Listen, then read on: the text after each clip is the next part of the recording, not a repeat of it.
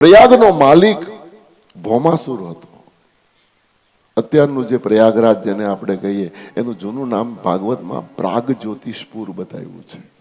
પ્રાગજ્યોતિષપુરનો માલિક એટલે અત્યારના પ્રયાગરાજનો માલિક ભૌમાસુર ભયંકર રાક્ષસ હતો.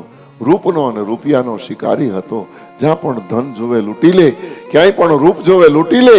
16,100 કન્યા રૂપવતી પોતાની કેદમાં પૂરી અને બરબાદ કરતો હતો. અને ભૂમિ ઉપર ભાર વધે, ભૂમિ સહન ન કરી શકે. ભૂમિ દેવીએ ભગવાનને પ્રાર્થના કરી, પ્રભુ જલ્દીથી ભૌમાસુરને મારો. પરિણામે પ્રભુ સત્યભામાને સાથે લઈ અને પ્રાગજ્યોતિષપુર ઉપર ચડાઈ કરે છે. પણ આ ભૌમાસુરે બ્રહ્માજી પાસે વરદાન માંગેલું. એના મહેલની ઉપર શિખર અને શિખર ઉપર દંડ. એ દંડ જ્યાં સુધી ન કપાય ત્યાં સુધી ભૌમાસુર ન મરે. ટૂંકમાં કહું તો ભૌમાસુરનો પ્રાણ દંડમાં હતો. દંડ કપાય તો મરે. ભગવાને રાત્રિએ પ્રવેશ કર્યો, સીધું સુદર્શન રવાના કર્યું, દંડ કાપ્યો. દંડ કપાણો એટલે સફાળો જાગ્યો, સૈન્ય લઈને યુદ્ધ કરવા માટે આવ્યો. લીલા માત્રમાં પરમાત્માએ સૈન્યને મારી નાખ્યું અને એ જ સુદર્શનને રવાના કર્યું. ભૌમાસુરના ધડથી મસ્તક જુદા કર્યા છે. પ્રાગજ્યોતિષપુરમાં પ્રવેશ કર્યો. વિપુળ સંપત્તિ લૂંટી લૂંટીને ભેગું કરેલું ધન બધું ભગવાનને હાથ લાગ્યું છે. આગળ વધ્યા, વિશાળ જેલ આવી, દરવાજો ખોલ્યો. 16,100 કન્યા રૂપવતી યુવતી કન્યાઓ બધી બારી નીકળી. ભગવાને બધીને આઝાદ કરી છે. પરણિત હોય એ પતિના ઘરે જાય, કુંવારી હોય એ માતા પિતાની પાસે જાય. અને 16,100 કન્યાને આઝાદ કરી. બધી જ કન્યાઓ હરખાતી પોતાના ઘરે ગઈ. પણ એ વખતનો સમાજ બહુ શુષ્ક વિચારધારા વાળો હતો. કન્યાનો સમાજે સ્વીકાર ન કર્યો.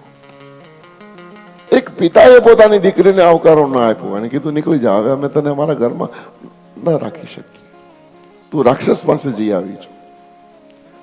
પિતા રાખવા તૈયાર ન હોય તો પતિની તો પછી વાત જ ક્યાં. પરિણામ એ આવ્યું, 16,100 અનાથ બની અને ભારત વર્ષમાં ભટકવા લાગી. અને આ વાતની સમાચાર ભગવાન કૃષ્ણને મળ્યા. કૃષ્ણએ દ્વારિકાથી પોતાના સેવકોને રવાના કર્યા. આખા ભારત વર્ષમાં ગલીએ ગલીએ, ખૂણે ખૂણે જ્યાં પણ આ ભટકતી કન્યા હોય એને બધીને ભેગી કરો. 16,100 બધી જ કન્યાઓને પુનઃ દ્વારિકામાં પ્રભુએ એકઠી કરી છે. બધી ભેગી થઈ ગઈ. પછી જાહેરમાં પૂછ્યું, કહો દેવીઓ, તમારા માટે હું શું કરું? એ વખતે બધી જ કન્યાઓ એક જ વાત કરી હતી કે આ સંસારમાં અમારો કોઈ નાથ નથી. સંસારે અમારો સ્વીકાર કર્યો નથી. આના કરતા તો પહેલાની કેદમાં હતી, સુખી હતી. 3 ટાઈમ ખાવા તો દેતો, ભલે બરબાદ કરતો પણ ખાવા તો મળતું. હવે તો અન્ન ચિંતા પરા ભુક્તવા બભ્રામચ ગૃહે ગૃહે. અમારે અન્નની ચિંતામાં હવારથી સાંજ સુધી ભીખ માંગવી પડે. લોકો ભીખ ઓછી આપે છે, ગાળો વધારે આપે છે. ભગવાન કૃષ્ણએ કીધું કે આ સંસારમાં જેનો કોઈ નથી એનો હું છું. મારે શરણે આવો. માત્ર હાથ ઊંચો કરી અને સ્વીકાર માત્ર વિવાહ પરમાત્માએ કર્યા છે. 16,108 પટરાણી આ રીતે પરમાત્માએ કરી છે.